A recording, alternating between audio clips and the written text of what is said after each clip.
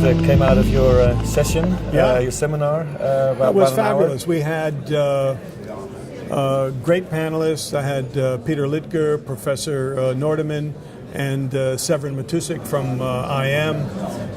And we covered a lot of ground in a short time. Sure. I think the takeaway from the session is, number one, you put something into social media, you better know it's going to be circulated, and you basically lose control over it. Beyond that, many of the current social media entities take an extraordinary rights package just through your participation. It allows them third-party use. And beyond that, not only do they get to use it, but you get to indemnify them for the uses they make, which is kind of crazy. And I guess the other thing to learn is, an image, obviously images that are of high value or are of a unique nature shouldn't end up on social media. You can link to images from your site and place that link into the social media site, and it doesn't give them the rights to the images. But not a lot of people do that, unfortunately. I think that all in all, again, the important thing is that at least we at ASMP have no intention of trying to shut down social media or see dramatic changes in Instagram or Facebook, but at the same time, we think that you should be an informed participant and understand the rights that you're granting, and use social media as part of a coordinated marketing effort to either build a brand or to create a following, which then will give you the eyeballs to market and make money from. You can't just use it willy-nilly. And as I think I said during the session, I see people who post photographs of their lunch and what they did yesterday, and I had fun with my dog this afternoon. Can get a bit much. Okay, yeah, people, enough already. I don't need to know all that. And so it's got to be effective and crafted in order to really work. And the one thing you just mentioned, which I didn't know, about the rights of social media. I knew they were taking rights for third-party use. I didn't know the indemnification. That's a hard battle to fight, what's crazy about it is, in particular, let's say with trademark issues. So at least in the United States, trademark violations don't happen through the creation of the image. They happen when the image is used in a context that may violate that trademark. Well, how can you agree to hold someone harmless in advance without knowing how those images are going to be used? To me, it's insane, but that's what they ask you to do. So we don't know whether provisions like that would ultimately hold up in court.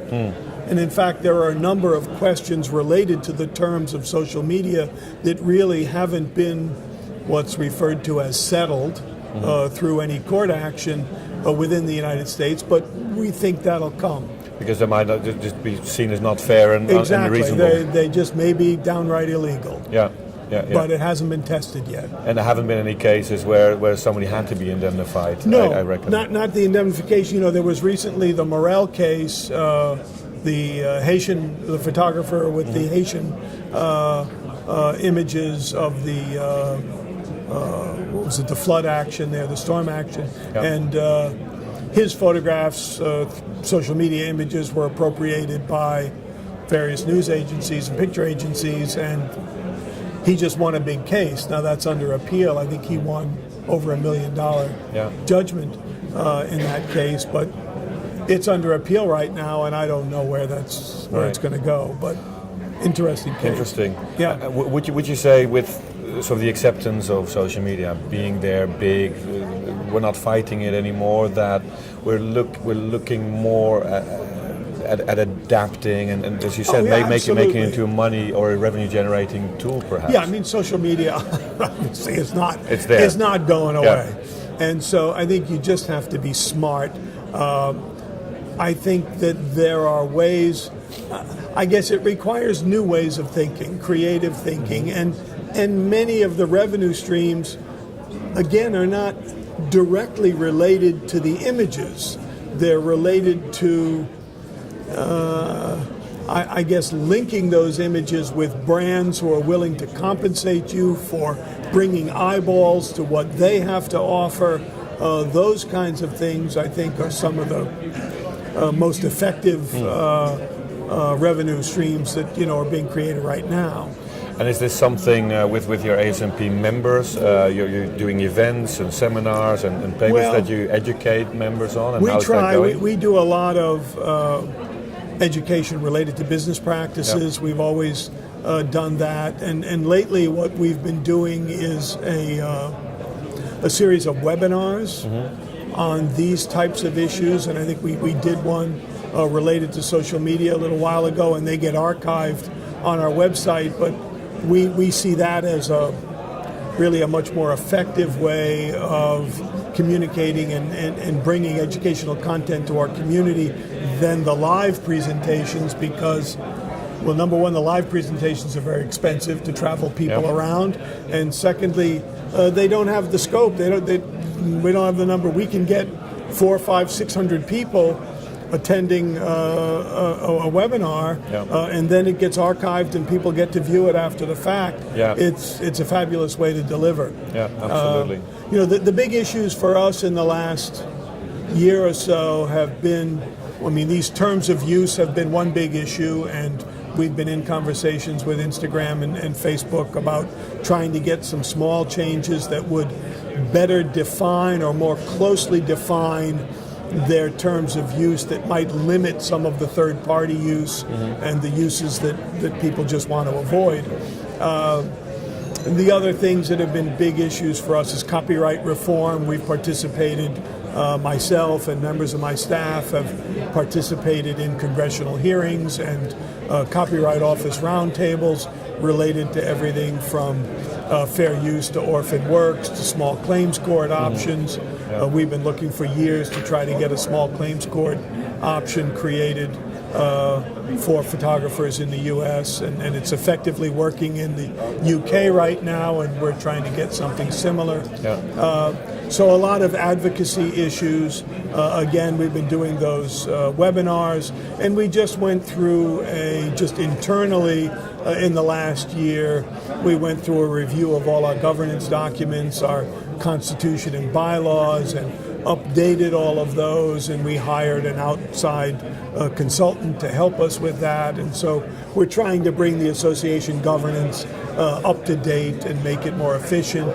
We actually downsized our board of directors from 15 to 12, and we're looking forward to seeing how that works in the near future. So, in this world of rapid change, not just social media, but the whole business models being turned around as well. You mentioned social media as an opportunity to expose a brand, to build a brand and generate revenues.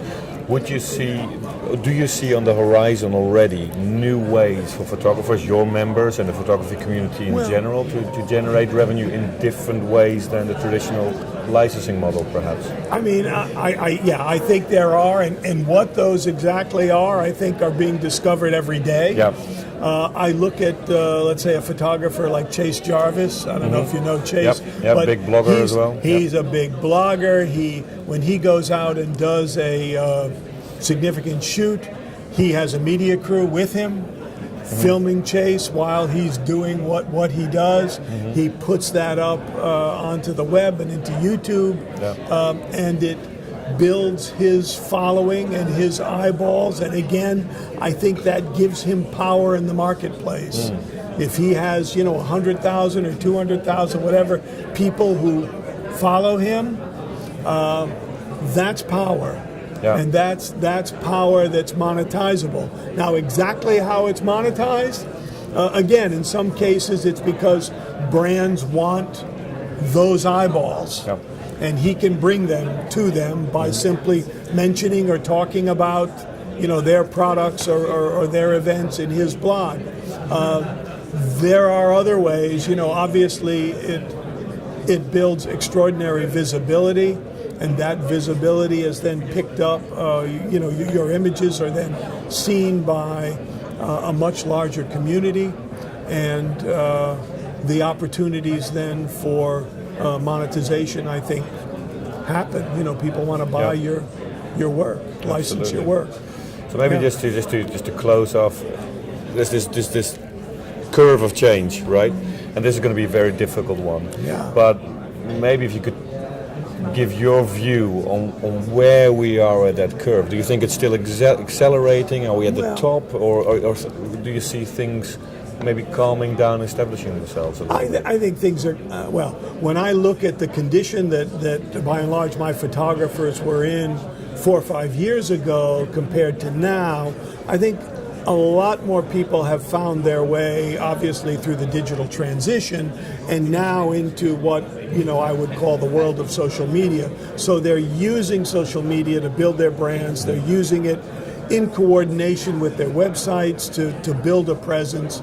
I think there's still a lot of discovery to go on regarding monetization, and exactly, everything can't be for free, and at the same time, I think there is something to providing content that people can use without direct monetization, that then will come back to you, and you hope that accrues a certain loyalty or attraction that will bring people to you. I think you just have to be careful about what you share and smart about what you share, and make sure that you're not giving it all away. Yeah.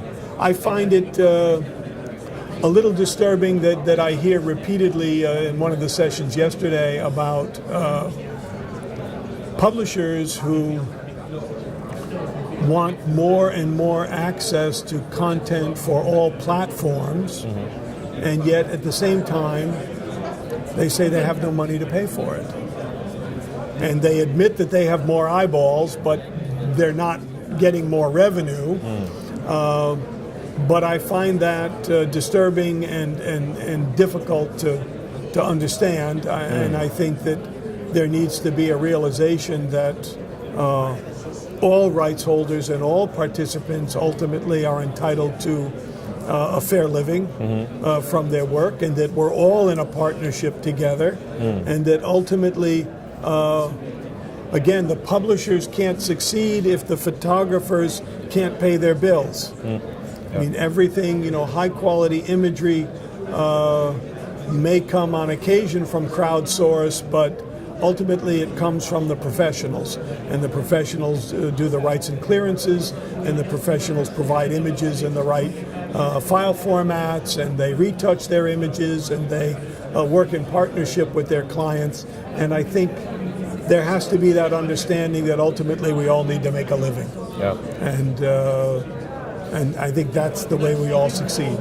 Yes, it sounds like we're still in the middle of a storm, but we're starting to make sense of the various elements. And I think using people them. are starting to put it together, but I guess the issue is that things simply change so fast. And one of the things I pointed out in my talk is that, I think in the very near future, cameras are all going to be web and social media capable. Yeah. So you'll be uploading directly from a high quality camera rather than from a phone. And the quality of images moving into social media is going to change because the technical capability will be there. Yeah. It'll be a new day. Well, let's keep up the conversation both here today and these days within your organization, within the ASMP and the members, and we'll keep our finger on the pulse to see what's happening. Yeah, and thanks to CEPIC. CEPIC has been a great partner for ASMP over the years, and we've cooperated on a number of advocacy issues, and hopefully we'll continue to do that. So I thank you all for that. Great, thank you very much, Eugene. Good, thanks. All right.